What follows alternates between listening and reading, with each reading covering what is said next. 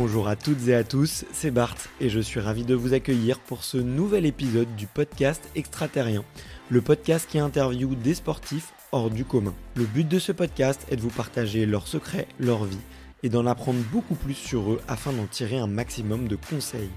Donc si vous aimez le sport, l'aventure, le développement personnel ou que vous aimez simplement vous inspirer de personnalités remarquables, alors ce podcast est fait pour vous. Juste avant de commencer, j'ai quelques messages à vous faire passer. Si c'est la première fois que vous écoutez le podcast, je vous remercie d'être arrivé jusqu'ici. D'ailleurs, je vous recommande l'épisode avec Mathieu Torder qui a traversé l'Antarctique à seulement 27 ans. D'autre part, si vous ne le savez pas, j'ai beaucoup d'ambition avec ce podcast et je souhaite aller chercher des sportifs de plus en plus incroyables. Et j'aimerais vraiment interviewer vos sportifs préférés. Sachez que l'un des meilleurs moyens de les convaincre de participer, c'est notamment de leur montrer que vous êtes nombreux à adorer le podcast sur les réseaux sociaux et sur les notes iTunes. Donc si ce n'est pas encore fait, allez mettre une note sur Apple Podcast ou iTunes, c'est vraiment ce qui m'aide le plus à inciter des sportifs connus à venir témoigner. Si vous écoutez plutôt sur Spotify, vous pouvez très facilement le partager en story sur Instagram, taguez-moi et je vous repartagerai. J'en profite donc pour vous rappeler le nom du compte Instagram, c'est extraterrien.podcast. Suivez-le et vous y retrouverez les coulisses du podcast. C'est aussi un excellent moyen de me faire vos retours et de me suggérer des invités. Enfin, j'ai aussi créé une newsletter que vous pouvez retrouver très facilement dans Google en tapant Extraterrien Newsletter. C'est le premier lien qui remonte. J'y partage des bons plans santé, matériel, préparation mentale, des livres, des documentaires qui m'ont beaucoup inspiré. Allez, je ne vous embête pas plus et je laisse place à mon invité du jour.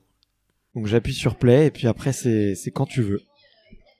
On est parti ? Allez, c'est parti. Salut Pascal. Salut Barthélémy. Comment ça va ? Bah écoute, fraîchement, hein, ça me change de ma température du sud, mais ça va. Ouais, bah écoute, merci d'être venu jusqu'à moi à Paris pour faire cette interview. C'est cool, on profite un peu de ta tournée un petit peu parisienne pour se croiser. J'ai cru comprendre qu'aujourd'hui en plus t'étais toute la journée au salon de l'agriculture et que ça avait été assez éreintant, mais on va essayer de faire un épisode plein d'énergie et plein d'enthousiasme, j'en suis sûr. Comme je te le disais juste avant, la tradition sur ce podcast, c'est de savoir quels sont un peu tes souvenirs d'enfance autour du sport et notamment de savoir quel est ton premier souvenir d'effort. Bah moi, mon premier souvenir de sport, il était plutôt football, tu vois, parce que mon papa jouait en équipe de France junior avant de perdre un œil. Et du coup, le premier sport vers lequel il m'a dirigé, c'était le foot, un peu comme tous les gamins même maintenant. Et donc ça a été mon premier sport. J'ai joué gardien de but, on a été champion de l'Essonne, tu vois, j'habitais dans l'Essonne. Ouais. Et mais c'était pas le sport avec lequel j'accrochais le plus, tu vois. Voilà, donc, pourquoi t'accrochais pas ? Je sais pas. Peut-être que déjà à l'époque, j'avais déjà une ADN de sport individuel, peut-être, tu vois. Ouais. Et rapidement, je me suis tourné vers le judo, la boxe, enfin des sports où je pouvais m'exprimer par moi-même et à 100%, quoi. Ok. Je crois que j'ai cru comprendre que t'es allé assez rapidement sur le judo. Et que tu avais fait une longue partie de ton enfance sur le judo d'ailleurs. Ouais, alors en fait j'ai commencé le judo, j'avais 11 ans. Ouais. Et à 15 j'étais ceinture noire, tu vois. J'avais déjà été 4 ou 5 fois champion de l'Essonne, 3 fois champion d'Île-de-France. Enfin bon, j'avais bien accroché avec le judo. J'ai fait un sport-études ensuite à Nîmes, toujours dans le judo. Enfin, moi, à l'école, j'en avais un peu rien à foutre, tu vois. Mon truc, c'était, je serais champion du monde de judo. Et tout le monde rigolait, tout le monde me disait, tu y arriveras pas. Et c'est vrai qu'à cette époque-là, on était quand même beaucoup moins à être au niveau international. Et donc, on te montrait un petit peu du doigt, quoi. Ok. Et jusqu'où t'es allé, d'ailleurs, en judo ? Bah, en fait, il me manque 17 points pour être 3e dan, donc je suis allé quand même assez haut. Ah ouais. Je suis jamais monté sur le podium aux France. J'ai fait des podiums en Île-de-France, donc. En quelle catégorie ? Benjamin, minime, cadet, junior et senior aussi. J'ai fait les régionaux, interrégionaux. Ok. Mais j'ai jamais réussi à monter sur le podium. Ma meilleure place aux France, c'était 6, quoi. Enfin, d'ailleurs, en judo, tu sais que t'as 2 3e, 2 5e, voilà. Ouais. Donc j'ai pas réussi à passer la marche. Alors peut-être que j'avais pas encore la tête ou je sais pas. Enfin, et puis peut-être aussi pas l'encadrement. Ça c'est vachement important. Mais bon. Et tu penses pas aussi qu'il y a une notion de morpho-anatomie et qu'il y a quand même des physiques qui sont un petit peu plus disposées. Tu vois, j'en parlais récemment avec une rugby woman. Et elle m'a dit, moi en fait j'ai une chance de dingue, c'est que je suis tombé sur le sport. Un des seuls sports que mon corps me permet de faire et finalement je pense qu'il y a aussi beaucoup de ça, tu vois, le corps est prédéterminé, tu vois, tout le monde ne peut pas avoir le physique du Usain Bolt ou ouais c'est clair. C'est clair, mais bon après voilà, tu vois, moi je pense que j'ai quand même plus un gabarit de judoka que de coureur à pied par exemple, tu vois. Je suis plutôt massif. Mais non, mais voilà, j'étais dans un tout petit club en région parisienne où le prof était pas pour la compète. J'allais quand même à l'INSEP 2 fois par semaine tout seul, tu vois, j'avais 15 ans, j'y allais tout seul. Bon, c'était chaud quoi, mais bon après il y a aussi un facteur chance des fois. Hein, voilà. Et t'étais dans quelle catégorie de poids? Alors j'ai tiré quand j'étais jeune en moins de 75 et okay. après en moins de 78. Mais maintenant ça existe plus. Les catégories ont quand même changé et ça a plus rien à voir. Et d'ailleurs quand je regarde le judo à la télé, j'y comprends même plus rien quoi. Ça a plus rien à voir avec l'esprit de l'époque. Ouais. Et j'y étais encore hier sur le tatami puisque un de mes meilleurs potes avec qui j'étais en sport-études est maintenant entraîneur national et donc j'étais encore à l'INSEP hier, tu vois, avec lui sur le bord du tatami. Trop cool. Il s'appelle comment? Il s'appelle Paul Thierry Pesquier et okay. Voilà, c'est un grand spécialiste de la physio, de la préparation physique et tout ça. Okay. Donc bon, puis c'est surtout un bon pote, donc voilà quoi. Trop bien. Et comment est-ce que tu as découvert le triathlon? Comment est-ce qu'on passe du judo au triathlon? Alors je sais pas si le bon s'est fait d'un seul vraiment coup. Par hasard. Alors parallèlement au judo, je faisais du cyclisme dans les catégories minimes cadets. Ouais. Et donc un jour le triathlon est arrivé en France dans les années 80, début des années 80 quoi. Et c'était vraiment des images un peu hard quoi, dont tout le monde se souvient. C'était Julie Moss qui était à 4 pattes à 150 mètres de la ligne et qui s'était fait dessus. Enfin bon, des images un peu, tout le monde disait c'est quoi ce sport de taré. Et un jour, donc moi j'étais policier municipal à l'époque et je patrouillais dans le centre-ville et j'ai vu une affiche triathlon et Épinay-sous-Sénard, donc dans un village à côté, pas une ville à côté. Et je me suis dit putain, je vais faire ça. Alors je savais pas nager, j'étais pas spécialiste de la natation. Ouais. J'étais cycliste et j'étais coureur à pied parce que pour le judo on court à pied quoi. Ouais. Donc j'ai dit allez j'y vais. Je suis sorti dans les derniers de l'eau, j'ai fait un gros vélo, je suis remonté devant. Et après, à pied, j'étais déglingué, des crampes dans les jambes, enfin, folie, quoi. Et j'ai dit, putain, je vais m'entraîner comme une brute et l'année prochaine, je reviens et voilà. Et je suis revenu l'année d'après. Et l'année d'après, j'ai enchaîné, donc, ce courte distance, moyenne distance, et j'ai fait le triathlon de Nice et d'Embrun. Donc, la première année, ah ouais. Direct, quoi. Ok. Donc, et c'était en quelle année? C'était alors attends, mon fils est né en 88, ça devait être en 87 je crois. Ouais. Il y avait déjà Embrun en 87. Ouais, il y avait déjà en 87, ouais. Okay. C'était les premières. Alors, à l'époque, on faisait 2 tours, on montait pas l'Izoard, on faisait 2 boucles de 90 bornes, et donc on montait 2 fois la côte de Chalvet, la fameuse côte de Chalvet qui est plus dure que l'Izoard, quoi, rien à voir. Quoi. Mais attends, il y avait combien de personnes qui faisaient ça? On était pas mal, hein. Ouais, c'était assez, alors de mémoire, je saurais pas te dire. Mais on était nombreux. Hein. Ouais. Ok. Mais je pensais que tu vois le triathlon était arrivé un petit peu plus tard en France et que c'était. En fait, les premières grosses épreuves, ça a été les Mureaux ici en Île-de-France, Créteil, et puis t'avais Embrun et Nice bien sûr, voilà, qui était la référence, c'était Nice quoi. Ouais, bien sûr, ça reste le triathlon historique français. Ok, trop cool. Et tu fais cette en une année, tu te fais tout ça. Ouais. Et là, tu découvres le sport qui te correspond ou... En fait, je découvre un sport dans lequel je me régale parce que je trouve que l'ambiance est super sympa. Enfin, à l'époque, l'ambiance était super sympa. Ouais, elle est toujours maintenant. Elle a un peu changé. Un peu moins, mais enfin, ça dépend des distances en fait. Ouais. Et ouais, il y avait vraiment une bonne ambiance. Tu pouvais parler à l'époque. Moi, j'ai fait les championnats du monde à Avignon en moyenne distance avec Marc Allen qui était là, et dans le parc à vélo tu pouvais aller parler avec lui. Il y avait Yves Cordier qui était la référence en France, tu pouvais parler avec lui. C'était des mecs super open quoi, tu vois, et ça faisait de ce sport un sport fun et abordable quoi. Puis c'était encore un sport peut-être sûrement amateur où il y avait les gens y allaient, c'était des on va dire des férus de sport de fond et qui allaient pour s'éclater et se ratatiner un peu la tête et c'était vraiment le bon temps et c'était vraiment super sympa quoi. Ouais. Et tu pensais à peut-être atteindre le haut niveau ou Alors Pas spécialement, mais je m'étais dit bon, je vais essayer d'aller jusqu'où je peux, quoi. Quand c'est un sport un peu jeune dans le pays, tu te dis on va bien voir, quoi. Ouais. Je continuais à faire un peu de judo, mais moins. Voilà, j'avais plus la même motivation. J'avais passé mon brevet d'état, donc j'avais moins la motivation complète. Ouais. Et je me suis dit on va découvrir ce sport, quoi. Et j'ai découvert. Et donc suite à ça, tu fais Embrun. Franchement, quand la première année tu fais Embrun, mais il reste quoi après comme défi? Là, t'as fait tout d'un coup. Moi, je comprends qu'aujourd'hui tu me dises, là, je me lance encore dans un défi complètement taré parce que c'est normal, quoi. Bah, en fait, je me suis rendu compte que, tu vois, je faisais les épreuves et je finissais jamais vraiment cuit, quoi. Je me régalais, mais je finissais pas lavé. Et 2 ans après, c'était les débuts d'émission Téléthon en France, hein, Ouais. dans les années 88 à peu près, non, à peu près la même période. Et en regardant le Téléthon, je dis tiens, si je faisais un truc. Et donc je dis à mon ex-femme, tiens, si on faisait un truc, c'est bien, on a des enfants, on sait jamais, il peut nous arriver quelque chose, et tu vois, ça serait bien de faire quelque chose. Bon, elle me dit, bah, je sais pas, vas-y. Donc je réfléchis, et je me rends compte qu'il existe un record du monde des 24 heures à l'époque. Et le Téléthon, ça dure 30 heures.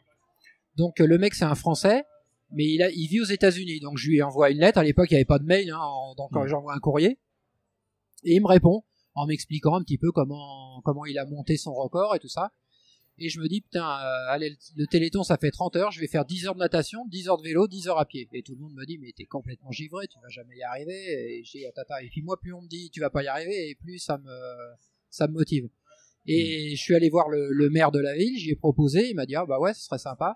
Je suis allé voir 2-3 sponsors pour avoir un peu de matos, monter le truc, tout ça.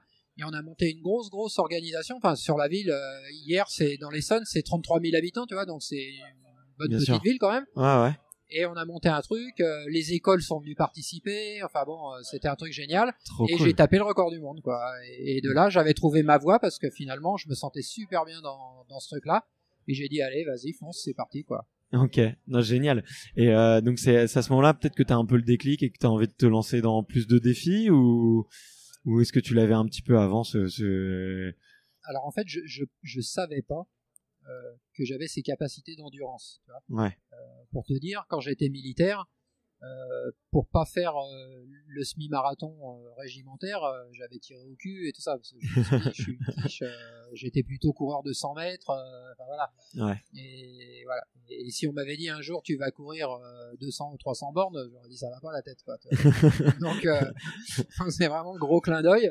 Et je me retrouve là-dedans, et puis je me dis bah ouais, c'est bien. Et après un défi en appelant un autre, et comme tu peux jamais faire moins que ce que tu as fait la truc d'avant, bah à chaque fois c'est toujours plus, et puis après on rentre dans la démesure, quoi. Ouais, c'est clair. Et quand tu fais ce premier défi, qu'est-ce que tu apprends sur toi-même? Est-ce que tu apprends encore des choses? Alors j'apprends que j'ai un mental de dingue. Ouais. Parce que pendant la course à pied, donc ça fait 2-3 heures qu'on court. Donc c'était à 23 heures d'effort, quoi. 23 heures d'effort, et je fais une hypoglycémie, mais alors un truc de malade, quoi. J'ai les yeux à l'envers, je vois plus clair, je reconnais pas les gens, et là on me gave de sucre et de machin, je reprends, et on me dit continue à marcher, parce qu'il faut surtout pas rester sans rien faire, marche sur le parcours, et ta glycémie va se rebecter, quoi. Ok. Alors, je savais pas ça. Quand tu faisais une hypo, il fallait continuer un peu à marcher. En fait, souvent, quand un athlète fait une hypo sur une course, on dit ça y est, c'est fini, il a fait une hypo. Ouais. Moi, je sais qu'une hypo, c'est rien finalement. Enfin, maintenant, je sais que c'est rien. Ouais. La première fois, j'étais pas fier. Hein. Et donc, j'ai marché pendant peut-être 1h30, le temps que le taux de sucre il se rééquilibre. Et au bout d'1 heure et demie, c'est revenu. J'ai quand même recommencé à recourir. Et puis, sur les 10 heures, j'ai fait 91 km, je crois, un truc comme ça. Donc en plein hiver, il faisait -2, -3, tu vois, donc c'était pas trop mal, quoi. Voilà. Okay. Mais comme quoi maintenant je sais, donc j'ai appris ça sur moi, j'ai appris que le mental c'était la chose la prioritaire dans ce genre de sport. J'ai appris que le judo ça m'avait servi à ça, tu vois, à apprendre sur soi, à travailler sur soi, etc., etc. Toutes ces valeurs que tu apprends dans le judo, elles te servent après dans ce genre de discipline, quoi. Parce que parce que tu vas au-delà de toi-même, parce que voilà. Ouais, puis il y a aussi une notion d'humilité aussi, de se dire voilà que finalement c'est ça. Ouais, jamais baisser les bras, jamais rien lâcher, quoi. Toujours. Et moi j'ai une petite question là. Tu dis que tu contactes du coup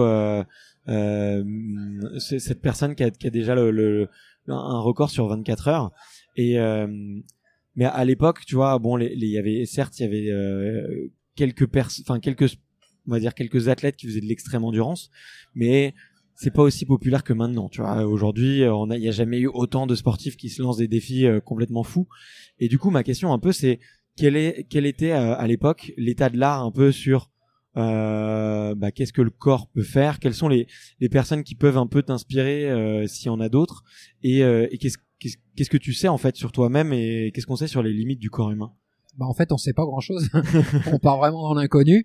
Et je t'avoue qu'aujourd'hui encore, je sais pas où sont mes limites, quoi. Et c'est pour ça que toujours je vais chercher un peu plus loin, parce que je me dis il y en a encore en dessous, tu vois, malgré les trucs tarés que j'ai fait et que d'autres ont fait, sur lesquels tu t'inspires aussi, quoi. Hein. Tu regardes un peu ce qui se fait autour, tu t'inspires même si on n'a pas tous la même physiologie, tu t'inspires quand même de ce que les autres sont capables de faire. Et on tâtonne encore, quoi. Alors maintenant, c'est un peu plus poussé, tu vois. Par exemple, sur le prochain défi, j'ai un suivi à l'INSEP, donc on fait des études sur le sommeil. Avant, c'était un peu archaïque, tu dormais comme tu pouvais. Maintenant, ton sommeil, il est plus ciblé pour qu'il soit vraiment récupérateur. On fait des études sur la diététique, sur la physiologie, etc. Et ça permet quand même d'avancer.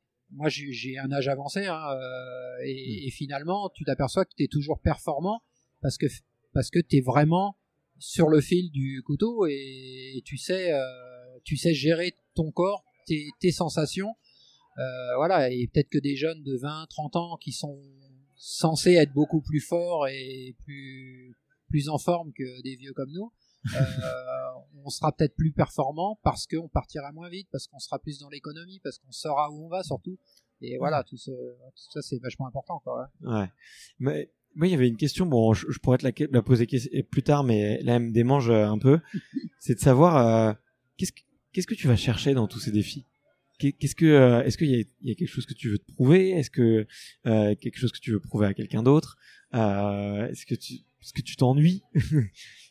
Ouais, alors je m'ennuie peut-être un peu. En fait, si tu veux, moi j'ai besoin pour faire du sport, j'ai besoin de défis. Aujourd'hui, j'ai beaucoup de mal à dire je vais m'entraîner si j'ai rien derrière. Tu vois, je suis plus là-dedans. Et je dis souvent, je tire mon chapeau aux gens qui tous les dimanches matins vont rouler avec les potes et tout ça, tu vois, qui pleuve, qui vente, qui neige, ils y vont. Moi, je leur tire mon chapeau parce que ça, je sais plus faire. Tu vois, si j'ai pas un objectif, je sais pas faire. Par contre, si j'ai un objectif, oui, je vais être capable d'aller rouler de jour comme de nuit, qu'il pleuve, qu'il vente, qu'il neige, peu importe. Mais j'ai besoin d'une carotte, quoi. Et la carotte, c'est un défi. Mais alors après, où je suis un peu con, on va dire, ou taré, je sais pas, c'est que si ce défi, il faut que ce défi, je l'ai jamais réalisé et que personne l'ait jamais réalisé. Tu vois, si c'est pour faire un truc, souvent, tu vois, on m'a dit, voilà, en triathlon, il existe un truc qui s'appelle Arch to Arch. Tu pars de Londres, tu t'as entendu parler certainement. Voilà, jusqu'à Paris, ouais. Voilà, tu viens jusqu'à Paris. Et on me dit pourquoi tu fais pas ça?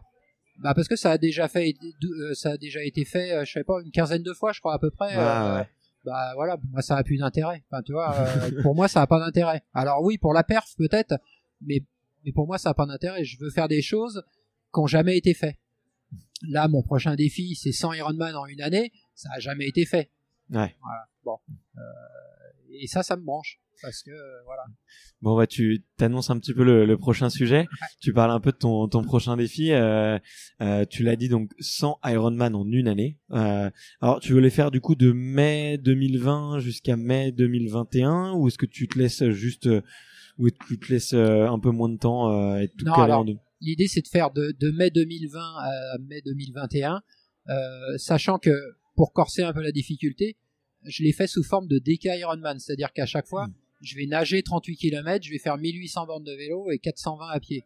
Okay. Et pour corser encore un peu plus, on va faire le vélo sur home trainer et la course à pied sur tapis. Donc où là il y a un vrai travail mentale, psychologique supplémentaire à l'effort physique. Donc ça va se boucler à peu près en 7 jours. Si j'avais fait un Ironman par jour, par exemple, pendant 100 jours, ça ferait 100 jours. Si je fais 10 DK, je peux faire peut-être moins de 70 jours, tu vois.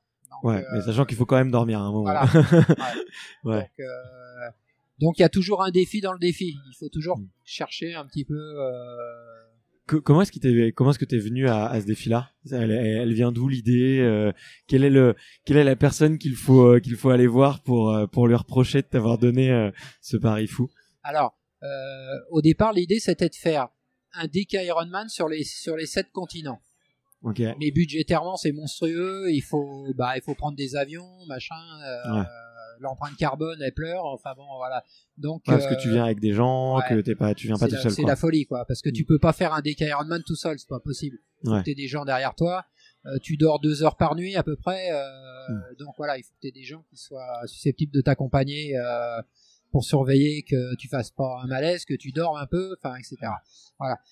Donc c'était pas jouable. Et quand j'ai fini l'année dernière mes 12 Ironman en 12 jours à la foire de Paris là sur Home Trainer, et les gens de la Légion pour qui je sers un peu de fer de lance, enfin de faire valoir, enfin tu vois, d'image d'ambassadeur. Ils m'ont dit bon, tu nous fais quoi l'année prochaine? Et que la direction de foire de Paris a dit bon, Pascal, tu fais quoi l'année prochaine?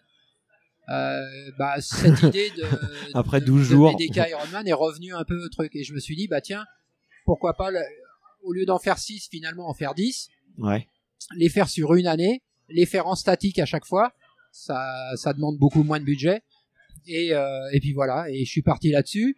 J'ai lancé l'idée sur ma page fan sur Facebook, tout le monde m'a dit ouais vas-y on y va, on fonce. Bah du coup j'ai foncé quoi, et puis on en est là aujourd'hui.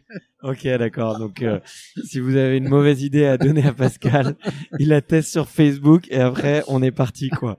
Ok, donc l'idée elle vient de là. Est-ce que tu peux nous expliquer un peu comment ça se prépare à la fois physiquement et aussi au niveau de la logistique? Moi je suis toujours impressionné par tous ces projets, par le volume de travail qu'il faut appliquer quoi.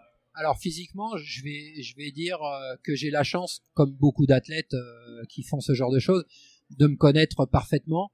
Je sais où je dois bosser, enfin je sais sur quoi je dois bosser. Je sais que j'ai pas besoin de faire des milliers d'heures parce que voilà, mon corps il est habitué. Okay.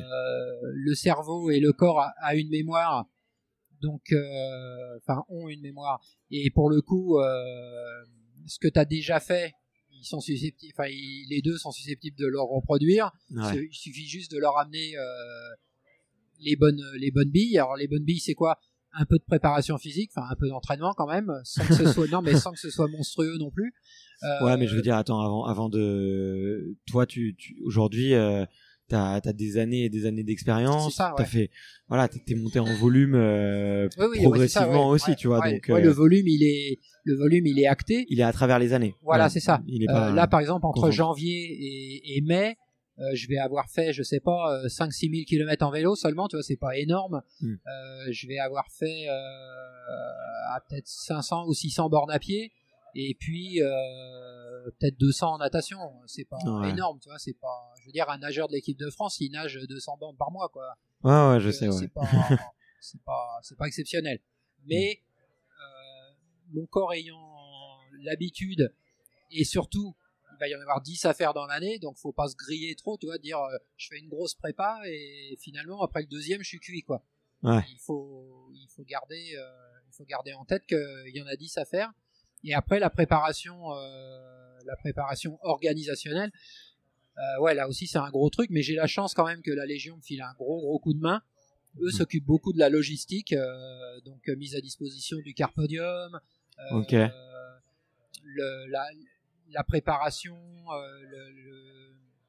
le contenu, etc. Par exemple, sur la foire de Paris, on va avoir pratiquement un stand qui va faire 900 mètres carrés. Enfin, c'est énorme, quoi, tu vois. Juste pour toi. Quoi, voilà. Ouais, trop bien. Donc ce genre de truc, une fois que c'est écrit, que c'est calé, tu peux le reproduire de ville en ville, etc. Donc, mais il faut quand même trouver des budgets, ça reste compliqué. Et puis après, voilà, les gens qui t'entourent, faut que les gens qui t'entourent, ce soit des gens de confiance, normal, hein, c'est ton équipe. Il faut finalement que tu n'aies rien besoin de leur dire, eux doivent voir tout de suite ce qu'ils doivent faire. Si tu as besoin de quelque chose, voilà, bon, les gens avec qui je bosse me connaissent par cœur. Tu vois, même mon ex-femme, on est séparés depuis 1 an. Elle m'a dit si t'as besoin, je suis là, je viens. Elle me connaît par cœur. Elle me voit, elle est derrière moi, elle me voit pédaler. Elle sait à ma manière de pédaler si je suis bien ou si je suis pas bien. Tu vois, c'est bon. Les gens te connaissent et moi alors, est-ce que c'est bien, est-ce que c'est pas bien, j'en sais rien. Je suis peut-être un athlète un peu chiant parce que finalement je demande jamais rien, je me plains jamais, je pédale et point quoi. Alors des fois bon, j'ai soif, alors je dis tiens, tu me donnes de l'eau, mais les gens savent et ils viennent, ils me disent tu t'as faim, t'as soif, voilà. Mais moi je demande pas, et je me plains pas si j'ai mal, je vais pas dire ah j'ai mal. On sait que dans ce sport, enfin dans ces sports, on va avoir mal. Donc ça va servir à rien pendant 6 jours de dire j'ai mal, tu vois. Donc j'ai pas mal, voilà, et c'est tout quoi. Et puis on fonce après. Ouais. Et t'as mentionné un petit peu ton équipe, elle est composée de combien de personnes et qu'est-ce qu'ils font?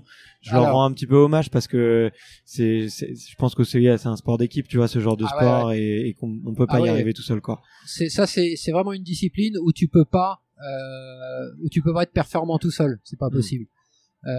Donc j'ai un gars qui me suit depuis plusieurs années qui s'appelle Fabien, qui est pas dire l'homme à tout faire, mais c'est lui qui gère l'alimentation, quand je sors de l'eau, qui prépare mes fringues pour le vélo. Enfin, tu vois, il est toujours là.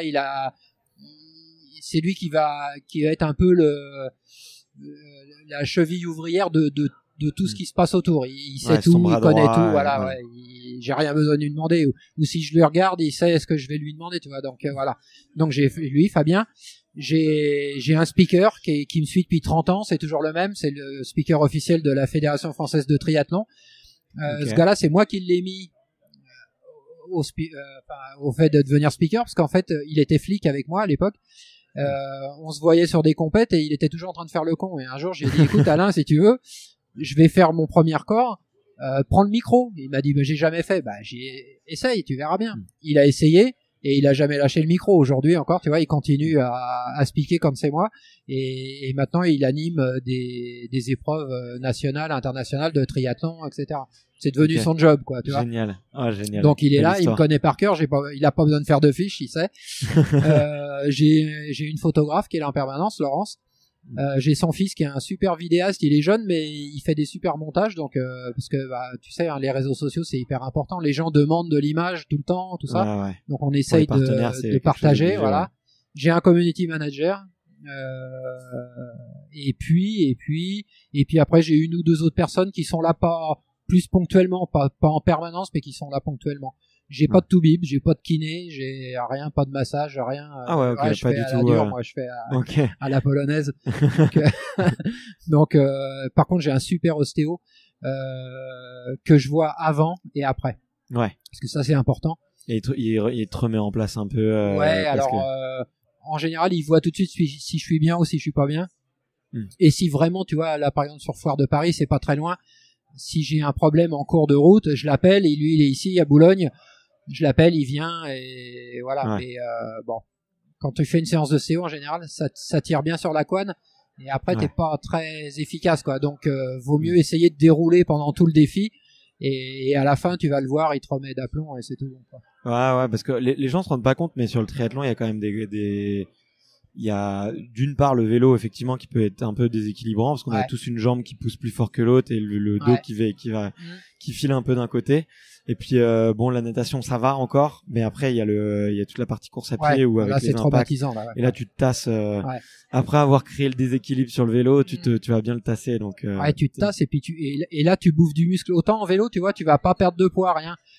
Pas beaucoup du moins, mais en course à pied ça bouffe du muscle, c'est la folie quoi. Même si t'arrives à futer, tu repars, tu ressembles à un cadavre quoi. C'est vraiment la folie. La course à pied, ça et là 10 marathons, on parle de 10 marathons quoi. Ça bouffe vraiment de la masse musculaire. Ouais, c'est clair. Et là donc du coup sur ce défi là tu vas en faire 10 en 1 an. Est-ce que t'as déjà prévu le programme? Est-ce que tu peux en dévoiler quelques petites surprises? Ouais, alors pour les auditeurs. On a 7 ou 8 dates qui sont déjà fixes, qui sont fixées. La première, donc, Foire de Paris. La deuxième, 40 jours plus tard, à peu près, à Alès, dans le Gard.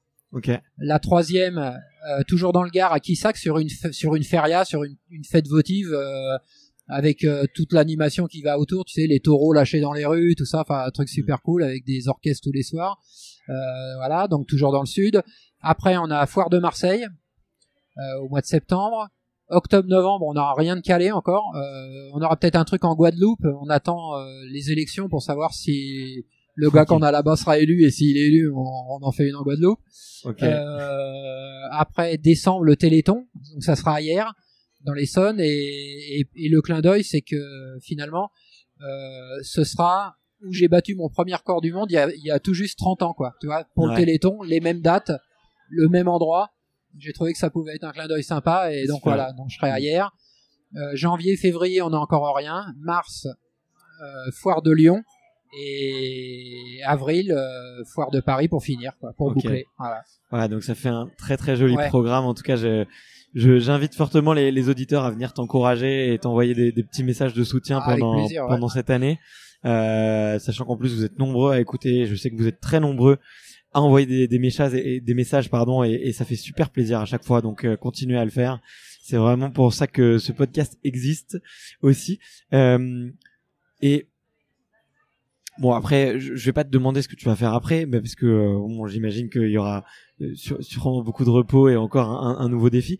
Ma question c'est avant, c'est quoi tes autres records, c'est quoi les autres folies que t'as fait avant tout ça? Alors, donc on le disait en début, hein, donc j'ai été 5 fois champion du monde en ultra triathlon. Mon premier titre, c'est sur un DK Ironman, et déjà, tu vois, c'était déjà ça. Et ça existait du coup. Ça existait, ça existait. Vous êtes combien? Il en existait un tous les 2 ans à peu près à l'époque. C'était toujours au Mexique. Ok. Et puis après, il y en a eu un en France 2-3 ans après. Et après, il y en a eu moins parce que c'est une grosse organisation, c'est compliqué. Il n'y a pas beaucoup d'athlètes qui le font. Je crois qu'au jour d'aujourd'hui, on doit être moins de 25 athlètes à en avoir fait au moins dans sa carrière. D'accord. Et je vais en faire 10 dans l'année. Pour me donner une idée. Donc, c'est pas énorme. Et puis après, en fait, j'ai fait des défis. Alors j'ai fait bien sûr des doubles Ironman, des triples Ironman, etc., etc. Le circuit Coupe du Monde plusieurs fois. Et puis je faisais toujours des trucs à côté un peu dingo, soit ponctuellement parce qu'on me demandait, soit donc j'ai fait par exemple pour le Téléthon, je le disais, mon premier record du monde, 3 fois 10 heures dans chaque discipline. L'année d'après, j'ai fait 6 Ironman parce que le DK n'avait pas encore été fait, donc je l'ai fait pareil pour le Téléthon. J'ai battu les records du monde des 6 jours sur home trainer. Alors 6 jours avec un vélo avec des railleurs et 6 jours avec un vélo à pignon fixe. Donc j'ai fait plus de 3000 km à chaque fois. Waouh. Ok. Voilà, donc 500 bandes par jour du coup. Ouais. Et puis ouais, enfin voilà, plein de conneries dans ce style-là, quoi. Dès qu'il y a une idée un peu farfelue, on m'appelle. Alors j'ai fait des 24 heures aussi pour des animations ponctuelles dans des centres commerciaux, bon voilà, les gens qui voulaient vous pourriez bien nous faire une animation. Bon bah ouais, vous voulez quoi? Bah c'est vrai que c'est pas des choses qui demandent beaucoup de préparation. Moi j'arrive avec mes rouleaux, je pose le vélo dessus, je m'assois, boum, et je pédale et vas-y quoi. Et c'est parti, ouais. Ça fait une bonne anime. Les gens souvent viennent m'affronter, tu vois. On met un deuxième home trainer. Les gens montent dessus et sur 1 kilomètre, ils m'affrontent à celui qui aura fait le kilomètre le plus vite, tu vois. Ouais. Donc moi ça me fait de l'anime et puis eux ça leur fait un objectif et c'est marrant, quoi. Bon, c'est pas trop recommandé pour la perf étant donné qu'il faut plutôt de la régularité, mais au moins toi ça doit ouais, mais quand c'est comme ça, quand il y a pas de record au bout, tu vois, tu peux te permettre de t'amuser. Bien sûr. Ouais. Ça va. C'est cool. Et est-ce que tu as des secrets dans l'entraînement ou dans la nutrition, dans ta préparation? Est-ce que on va dire t'as des doctrines de vie un peu que tu t'es appliquées, tu vois? Moi j'ai du mal à croire qu'on peut faire tout ça en disant non, bah moi je suis un citoyen normal, je m'entraîne juste, tu vois. Et qu'est-ce que tu t'appliques dans ton quotidien? Ouais, bah écoute, moi en fait Des secrets, j'en ai pas vraiment. Bon, il y a plus de secrets. On est à l'ère du digital, il y a plus de secrets. Non, mais quand je dis j'en ai pas vraiment, le premier secret, c'est le sérieux. Tu vois, voilà. Autant si j'ai pas d'objectif, je vais manger n'importe quoi, je vais faire un peu n'importe quoi. À partir du moment où je sais que je bosse sur un objectif, je vais faire hyper gaffe à ce que je mange. Je vais pas mélanger certains aliments, je vais pas prendre de laitage, je vais pas, enfin voilà, tu vois, il y a tout un tas de choses qui sont hyper importantes. Tu peux détailler un peu cette partie sur la nutrition? Au niveau des laitages? Ouais, même tu dis pas mélanger certains aliments. Ouais, par exemple. Tu te mets à peser aussi. Moi, mon mode de fonctionnement, c'est jamais manger de sucre la journée. C'est-à-dire que je prends ce qui est sucré le matin au petit-déj. Ouais. C'est-à-dire à base de fruits, hein, donc c'est même pas c'est du fructose, c'est même pas du sucre raffiné, hein. Ouais. Voilà, fructose, miel dans le thé, et après de la journée, je vais rien prendre de sucré. Je vais prendre des sucres lents, bien sûr, mais juste le midi, jamais le soir, parce que le soir, ton organisme, il va le stocker. Et on n'a aucun intérêt à ce qu'il soit stocké. Donc, par contre, je vais prendre de la protéine le soir, parce que la protéine, c'est un réparateur du muscle. Ouais. Et après les séances difficiles, ton muscle, il a besoin de se reconstruire et éventuellement même de se refabriquer. Donc, voilà, ce genre de choses, tu vois, je prendrai pas mes protes le midi, je les prendrai le soir. Je prends aucun produit chimique. C'est-à-dire pas de vitamines sous forme médicamenteuse, je vais tout chercher dans l'alimentation ou dans les compléments alimentaires, style levure de bière, germes de blé, qui sont bardés de vitamines et de voilà. Donc ça, c'est hyper important. J'essaye de boire beaucoup, mais ça je dis ça, mais finalement je bois pas assez et on est tous, enfin, les sportifs sont souvent comme ça et ils oublient de boire. Donc, on l'est tous, voilà, on l'est tous. Donc ça. Donc je le disais, pas de produits médicamenteux. Moi, je suis suivi par un naturopathe depuis 15 ans et ça fait 15 ans, j'ai pas pris ne serait-ce qu'une aspirine, tu vois. Et mon gamin a 5 ans. Il a 6 ans, je dis pas quel âge il a. Et pour la petite anecdote, la semaine dernière, il s'est cassé le radius, donc le bras, l'avant-bras. Et au début, on s'est dit il a mal, mais voilà, on savait pas trop ce que c'était. Et finalement, je l'ai emmené passer une radio qu'après 2 jours et demi, tu vois, il se plaignait pas plus que ça, et on s'est aperçu qu'il avait une fracture. Et depuis qu'il est né, il a jamais pris un cacheton. Et il a eu une fois un suppôt de Doliprane. C'est tout, il a jamais pris un cachet. Donc le toubib lui dit, tu veux un médicament pour la douleur? Il dit, bah non, ça va, j'ai pas mal. Tu vois. Donc en fait, on dit, moi, dans ce que je fais, je dis toujours, la douleur n'est qu'une information. Si tu es capable de compartimenter ton cerveau, bah t'es capable d'oublier la douleur, quoi. Voilà. Ouais, c'est clair. Donc t'as pas besoin de produits chimiques et dans le naturel, on trouve tout et c'est génial, quoi. Ouais. Bah, je te disais, moi je te disais juste avant qu'on démarre l'interview que moi ma nouvelle lubie, c'était les douches froides, et ça m'a appris un truc vraiment formidable à propos de moi, c'est qu'une fois que tu te concentres sur ta respiration, sur ton corps, t'oublies complètement la douleur et tu peux passer après n'importe quoi. Donc je suis assez d'accord avec ta philosophie que les produits chimiques, c'est juste une solution de raccourci en fait pour que ça soit plus facile. Et c'est la facilité. Ouais, un peu. Et souvent, tu vois, quand tu fais des perfs comme ce que je fais, les gens ont le truc qui revient, c'est il est chargé, quoi, tu vois. Voilà. Ouais. Bon, cette année, je suis super content parce que comme j'ai un suivi à l'INSEP et que je vais être suivi à l'INSEP du premier jour, enfin du premier DK au dernier DK, et avant et après, ça donne un gage de propreté, tu vois. Au moins, les gens pourront pas dire faut être chargé, parce que finalement, dans ce genre de truc, s'il fallait être chargé, si d'aventure il fallait être chargé, ça serait quoi? Ça serait pour lutter contre le sommeil, on prendrait des amphètes. Mais imagine, au bout de 3 jours, ton corps où il irait avec des amphètes, quoi. C'est injouable. Il faut être en pleine possession de tes moyens psychologiques et les moyens physiques, c'est automatique, quoi. C'est pas comme les antibiotiques. N'hésite pas à le coller légèrement contre le menton, parce que le micro. T'inquiète. Il y a d'autres choses que t'as mis en place, à part la nutrition. Là, on a parlé un peu de tout ça. Est-ce qu'il y a d'autres choses sur le sommeil, la préparation, le mental? Alors le mental, oui, ça c'est une grosse part, hein, aussi. Quand tout à l'heure je parlais de compartimenter la douleur, ça fait partie du mental. Ça, je le travaille pas spécialement parce que et là on revient au judo. Je pense que quand t'es judoka, t'as un gros mental. quand t'as fait du judo à un certain niveau, t'es obligé d'avoir un gros mental, quoi. Donc ça, finalement, j'ai pas besoin de le travailler, c'est presque inné, on va dire. Le sommeil, ça se travaille, ouais. Le sommeil, pour te donner un exemple, là on est à 2 mois du début, je vais commencer à faire toutes les semaines une nuit blanche par semaine. Ah ouais. Ouais. Ok. Et je la décale d'un jour en arrière. C'est-à-dire que par exemple, si cette semaine je vais pas dormir le mercredi, la semaine d'après ce sera le mardi, puis le lundi, puis le dimanche. Tu vois, je recule. Donc en fait, c'est 6 jours. Ouais. Et quand ma nuit blanche est terminée, le matin, je pars à l'entraînement tout de suite. Tu vois. Ok. Donc je pars à l'entraînement et je refais une journée normale jusqu'au soir 22h où je vais me recoucher, quoi. Donc je fais une journée complète, une nuit complète, plus ma journée, et je vais me coucher que le soir. Donc j'habitue mon organisme comme ça à être pas en dette de sommeil, mais à dormir moins. Voilà. Ouais. Ok. Ça fait que quand pendant le défi, je vais dormir que 2 heures par nuit, l'organisme sera, enfin, on peut pas dire habitué parce qu'on n'est jamais habitué, mais il aura des repères à ce niveau-là, quoi. Voilà. Ouais.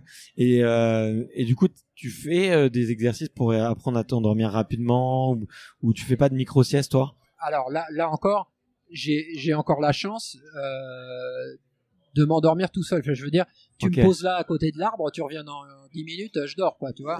C'est ça.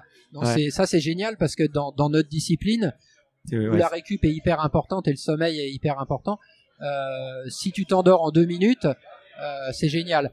Et les tests qu'on fait avec l'INSEP m'ont permis de cibler plus encore l'heure à laquelle je dois dormir. Si tu veux, avant, je le faisais un peu au pif. Je me faisais à la sensation. Et là, on a ciblé l'heure, c'est-à-dire que entre 4h du matin et 6h30, c'est même pas la peine que je fasse un effort physique parce que je serais out. Enfin, tu vois, je serais pas dans le tempo. Donc, on a ciblé que entre 4h et 6h30 du mat, à peu près 7h, c'est le créneau dans lequel il faut que je dorme, quoi. Ok. Voilà. Et ça, tu le sentais un peu avant ou? Bah, avant, c'était un peu au pif. Des fois, tu vois, si par exemple à 3h j'avais envie de dormir, je dormais de 3 à 5 et à 5h, j'étais pas bien. Et souvent en compète, je faisais une hypoglycémie le matin au lever du soleil. C'est marrant, hein. Ok. Même si j'avais bien mangé, à 6h30, 7h, quand le soleil se levait, je faisais une hypo à chaque fois, quoi. Ouais. Et en fait, c'était dû au fait que mon organisme c'était pas le moment où il était le plus efficace, quoi. Okay. Maintenant, je le sais. Je fais plus d'hypo. Pas à cette heure-là, du moins. Donc, ça, c'est un vrai plus, ça. Génial. Bah écoute, merci, c'est ultra instructif. Moi, normal, je suis passionné par le corps humain, je suis passionné par l'effort et tout, donc je savais pas qu'on pouvait se préparer comme ça, et merci en tout cas de partager partager tout ça. Si jamais des gens viennent me voir en me disant j'ai envie d'apprendre sur l'ultra effort, et ben je leur ferai écouter cet épisode parce que c'est passionnant. J'ai fait un petit peu le tour des questions que je voulais te poser, en tout cas sur ce sujet-là, et du coup j'ai des questions qui reviennent un petit peu à la fin que les auditeurs m'avaient proposé. Et est-ce que ça te dit de jouer le jeu? C'est des questions un peu, tu vas voir, très simples. Tu peux y répondre de manière très courte ou très longue, c'est comme tu préfères. La première, c'est de savoir quelle est une bonne journée pour toi. Ça une bonne journée? Ouais. Une bonne journée, c'est une journée où je prends du plaisir, avec ou sans sport. Souvent, c'est avec sport. Mais où je prends du plaisir, où je me prends pas la tête, où tu vois, où tout va bien, où tout déroule, quoi. Ça, c'est une bonne journée pour moi. Quand il commence à y avoir un peu de galère,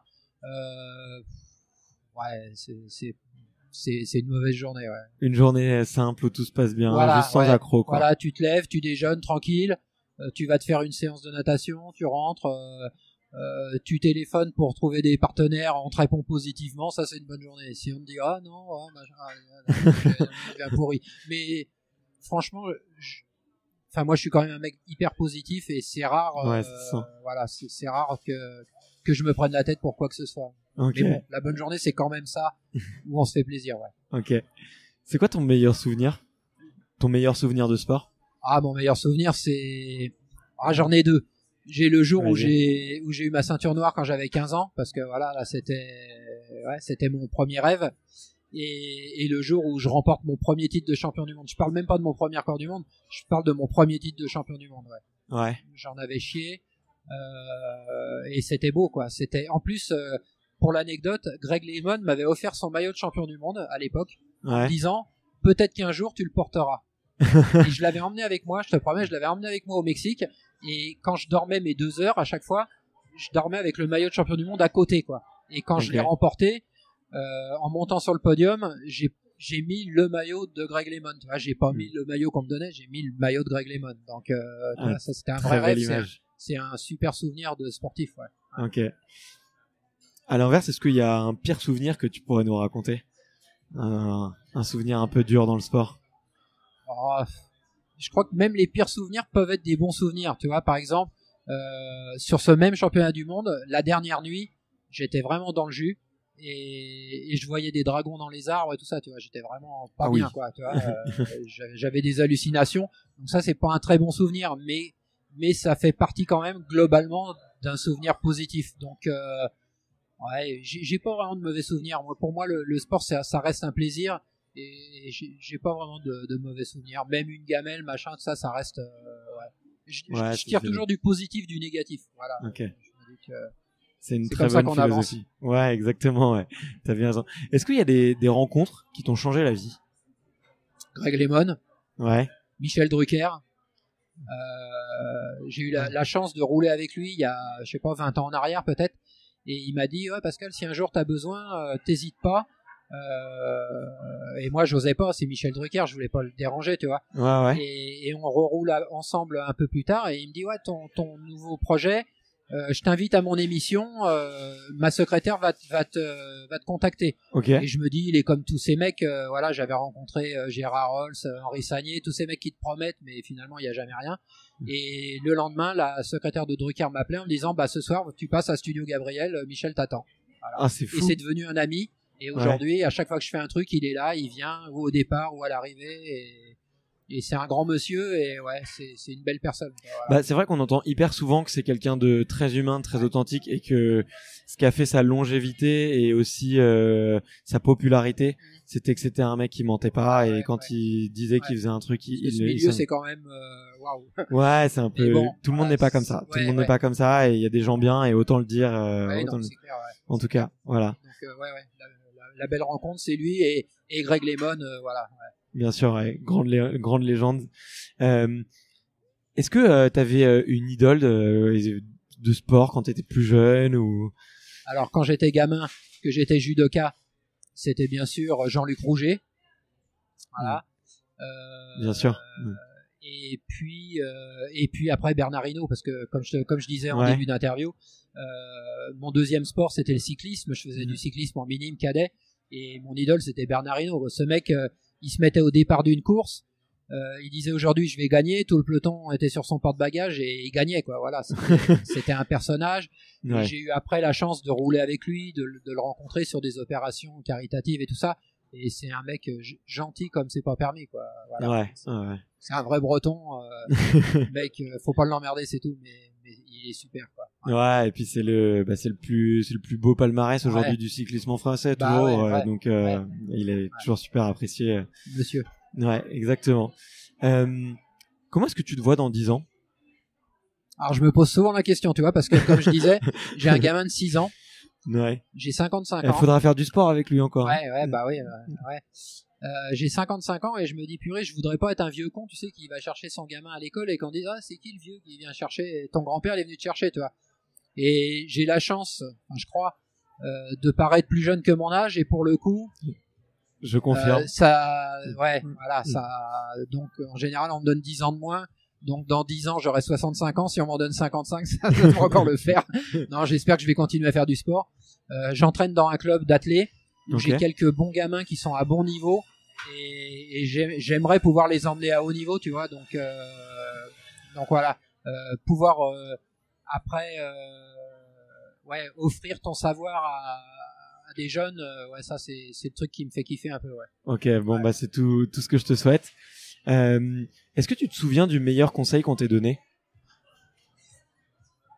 Le meilleur conseil qu'on m'a donné, c'est crois en toi, laisse personne te dire que t'es une quiche, même si par moment tu peux l'être. Crois toujours en toi, sois jamais négatif et va toujours de l'avant. Ça c'est. Ok. Et tu vois, c'est resté. J'ai toujours fonctionné comme ça. même dans les moments noirs, te dire la roue va tourner, ça va venir, quoi. Ok, bah écoute, ça serait un très très beau mot de la fin. Je termine chacune des interviews en demandant à mes invités quel est le prochain sportif qui me recommande d'aller interviewer. Ça peut être des sportifs qui connaissent, comme ça c'est cool, ça passe un peu la balle, ou quelqu'un qui t'inspire et que tu me recommandes d'aller voir.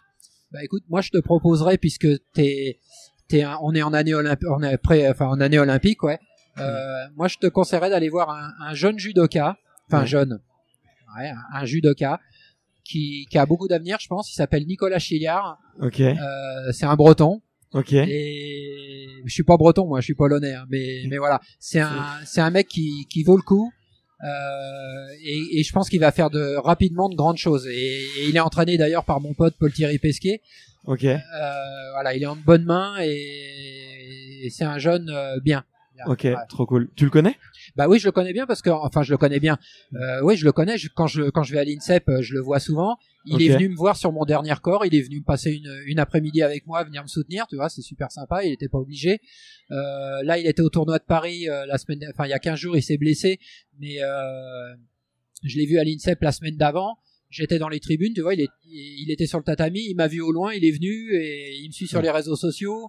Enfin bon, on a, sans être super potes, il y a une vraie relation, tu vois, et je suis sûr que c'est un mec qui mérite, et je croise les doigts pour lui, mais j'aimerais bien qu'il explose tout au jeu, quoi. Ça serait pas mal. Ça marche. Bon, bah je note son nom et on en reparlera un petit peu plus tard.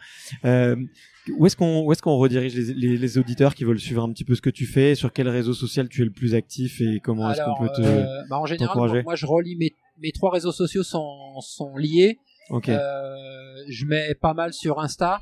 Mais la page qui fonctionne le mieux, c'est ma page Facebook, c'est Pascal Piche triathlète. Voilà, tout simplement. Super, ouais. Super. Et qu'est-ce qu'on te souhaite du coup? Bah écoute, je vais dire de réussir, mais je pars jamais négatif, donc en général quand je me lance dans un défi, pour moi il y a pas d'autre possibilité que de réussir. Ouais. Donc je sais pas, peut-être de trouver tous les financements, les partenaires pour monter le projet. Mais après, pour le reste, ça déroule. Et puis, j'invite tous les auditeurs qui seront sur Paris ou sur les autres endroits où on sera de venir.